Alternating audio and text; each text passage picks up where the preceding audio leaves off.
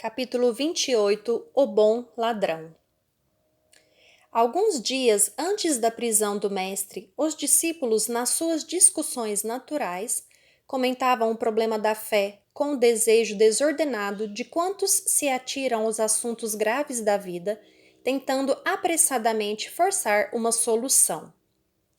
Como será essa virtude? De que modo conservá-la-emos intacta no coração? Inquiria Levi com atormentado pensamento. Tenho a convicção de que somente o homem culto pode conhecer toda a extensão de seus benefícios. Não tanto assim, aventava Tiago, seu irmão. Acredito que basta a nossa vontade para que a confiança em Deus esteja viva em nós. Mas a fé será virtude para os que apenas desejam? Perguntava um dos filhos de Zebedeu. A um canto, como distante daqueles duelos da palavra, Jesus parecia meditar. Em dado instante, solicitado ao esclarecimento, respondeu com suavidade. A fé pertence, sobretudo, aos que trabalham e confiam. Tê-la no coração é estar sempre pronto para Deus. Não importam a saúde ou a enfermidade do corpo, não tem significação os infortúnios ou os sucessos felizes da vida material. A alma fiel trabalha confiante nos desígnios do Pai, que pode dar os bens, retirá-los e restituí-los em tempo oportuno, e caminha sempre com a serenidade e amor por todas as sendas pelas quais a mão generosa do Senhor a queira conduzir. Mas, mestre, redarguiu Levi em respeitosa atitude, como discernir a vontade de Deus naquilo que nos acontece? Tenho observado grande número de criaturas criminosas que atribuem à providência os seus feitos delituosos e uma legião de pessoas inertes que classificam a preguiça como fatalidade divina. A vontade de Deus, além da que conhecemos através de sua lei e de seus profetas, através do conselho sábio das inclinações naturais para o bem, é também a que se manifesta a cada instante da vida, misturando a alegria com as amarguras, concedendo a doçura ou retirando-a, para que a criatura possa colher a experiência luminosa no caminho mais espinhoso. Ter fé, portanto, é ser fiel a essa vontade em todas as circunstâncias, executando o bem que ela nos determina, e seguindo-lhe o roteiro sagrado nas menores sinuosidades da estrada que nos compete percorrer. Entretanto, observou Tomé, creio que essa qualidade excepcional deve ser atributo do espírito mais cultivado, porque o homem ignorante não poderá cogitar da aquisição de semelhante patrimônio. O mestre fitou o apóstolo com amor e esclareceu. Todo homem de fé será agora ou mais tarde o irmão dileto da sabedoria e do sentimento. Porém, essa qualidade será sempre a do filho leal ao Pai que está nos céus. O discípulo sorriu e obtemperou. Todavia, quem possuirá no mundo lealdade perfeita como essa? Ninguém pode julgar em absoluto, disse o Cristo com bondade, a não ser o critério definitivo de Deus. Mas, se essa conquista da alma não é comum às criaturas de conhecimento parco ou de posição vulgar, é bem possível que a encontremos no peito exausto dos mais infelizes ou desclassificados do mundo. O apóstolo sorriu desapontado no seu ceticismo de homem prático. Dentro em pouco, a pequena comunidade se dispersava à aproximação do manto escuro da noite. Na hora sombria da cruz, disfarçado com vestes diferentes, Tomé acompanhou passo a passo o corajoso Messias.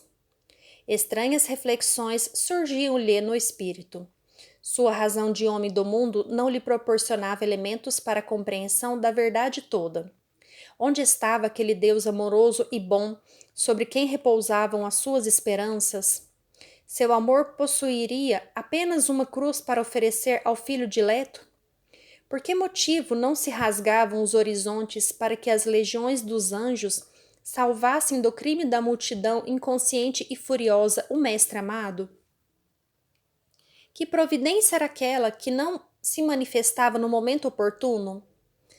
Durante 3 anos consecutivos haviam acreditado que Deus guardava todo o poder sobre o mundo.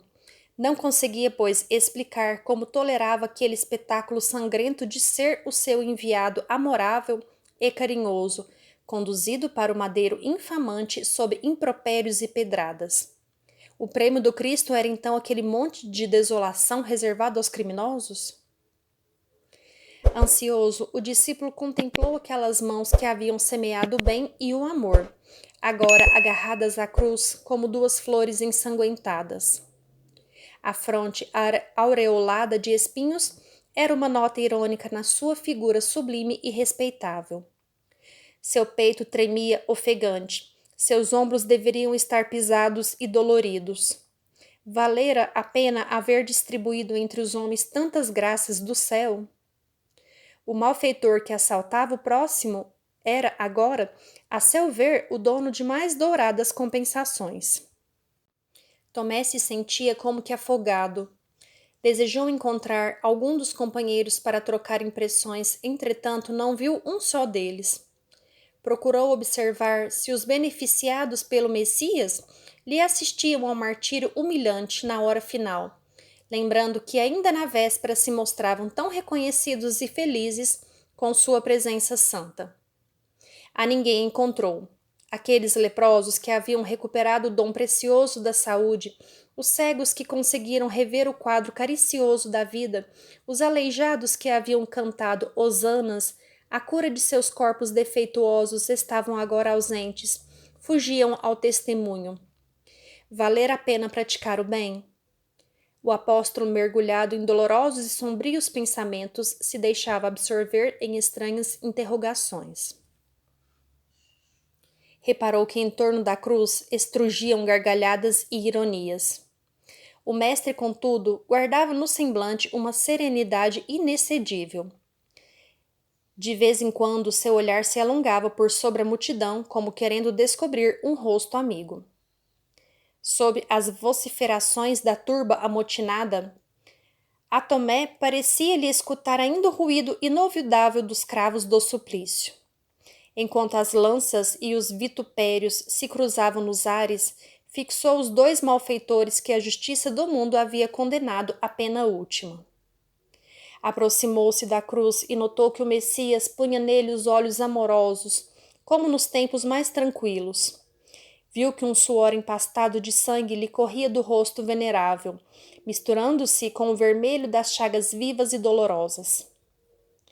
Com aquele olhar inesquecível, Jesus lhe mostrou as úlceras abertas, como o sinal do sacrifício. O discípulo experimentou penosa emoção a lhe dominar a alma sensível. Olhos nevoados de pranto, recordou os dias radiosos do Tiberíades. As cenas mais singelas do apóstolo ressurgiam ante a sua imaginação. Subitamente lembrou-se da tarde em que haviam comentado o problema da fé, parecendo-lhe ouvir ainda as elucidações do mestre com respeito à perfeita lealdade a Deus. Reflexões instantâneas lhe empolgaram o coração. Quem teria sido mais fiel ao Pai do que Jesus? Entretanto, a sua recompensa era a cruz do martírio. Absorto em singulares pensamentos, o apóstolo observou que o Messias lançava agora os olhos enternecidos sobre um dos ladrões que o fixava afetuosamente. Nesse instante, percebeu que a voz débil do celerado se elevava para o mestre em tom de profunda sinceridade. Senhor, disse ele ofegante, lembra-te de mim quando entrares no teu reino. O discípulo reparou que Jesus lhe endereçava então o olhar caricioso, ao mesmo tempo que aos seus ouvidos chegavam os ecos de suas palavras, suave e esclarecedora. Vês, Tomé, quando todos os homens da lei não me compreenderam e quando os meus próprios discípulos me abandonaram, eis que encontro a confiança leal no peito de um ladrão. Inquieto, o discípulo meditou a lição recebida e horas a fio contemplou o espetáculo penoso, até o momento em que o mestre foi retirado da cruz da derradeira agonia. Começava então a compreender a essência profunda de seus ensinos imortais. Como se o seu espírito fora transportado ao cume de alto monte, pareceu-lhe observar daí a pesada marcha humana. viu conspícuos homens da lei, sobraçando os livros divinos. Doutores enfatuados de orgulho passavam eretos, exibindo os mais complicados raciocínios.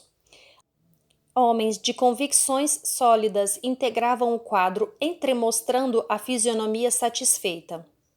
Mulheres vaidosas ou fanáticas lá iam igualmente revelando seus títulos diletos.